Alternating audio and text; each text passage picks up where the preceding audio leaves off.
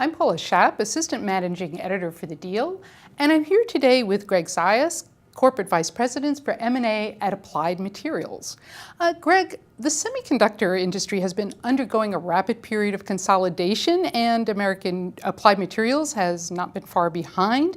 They have a deal with Tokyo Electron. That's a $9.4 billion deal, and when it's completed, it would result in a company with about a $28 billion market cap. Can you talk about some of the main drivers of this trend? Sure. We really started investing in M&A activity in the semiconductor space back in 2009 with the acquisition of Semitool, which is a public company in Montana. And we followed that up with a transaction to acquire Varian Corporation for $4.8 billion back in 2011. And then most recently, we had the announced transaction with merger with Tokyo Electron that we announced in September of 2013. I think, we like to think that we were leaders in the industry in terms of driving consolidation. We felt like we focused on the right partners and were really able to, get the assets and partner with the companies that we felt were the best fit for Applied Materials. The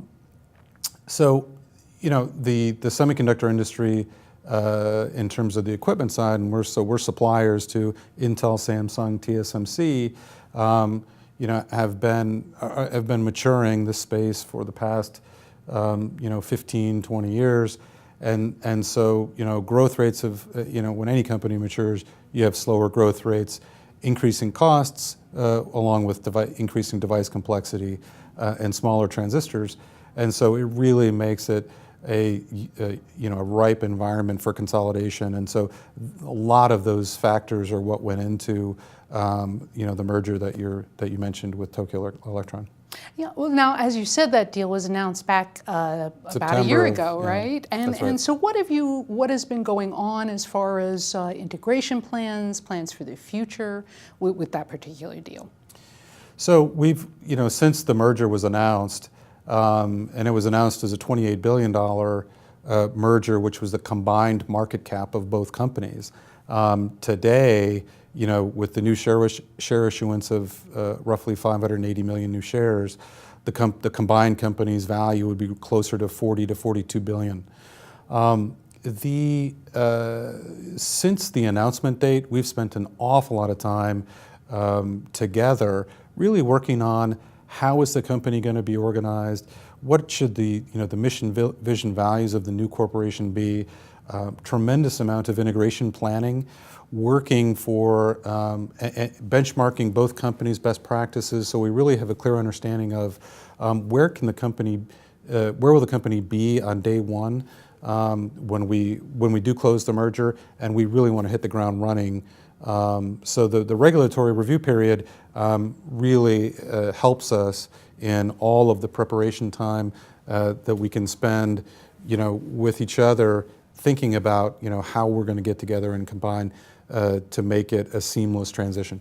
All right, and for a transaction of this size, there must be quite a few transactional issues.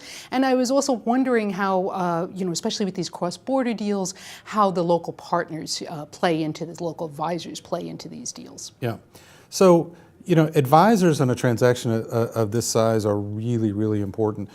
We used Goldman Sachs. And one of the particular reasons that we use Goldman Sachs is they had very specific experience on a U.S.-Japanese transaction previously. And so we felt like, we really wanted a partner that had some experience in a cross-border deal with Japan. And quite frankly, there aren't many examples of companies getting together from United States and Japan. Secondly, we used Weil Gotshal, and we have a very long history with our attorneys at Weil Gotshal, and we've used them on every transaction. And really, what we try to do is find the local law firms that in each jurisdiction where we do transactions, and develop a relationship with them. So when we execute a transaction, for instance, in the Netherlands, or whatever the jurisdiction may be, in this case Japan, we know who to go to from a local level. So, and we have our attorneys from Weil Gotshal manage local counsel. And so we really are using partners in this transaction as well as Ernst & Young, who we used on the accounting side, that we've used in many, many of our transactions. So it really is a relationship-driven, ultimately it's a relationship-driven exercise to determine who are you going to feel the most comfortable with in a very complicated merger like this one. All right. Well, Greg, thank you very much for joining us. And I'm Paula Schaap with The Deal.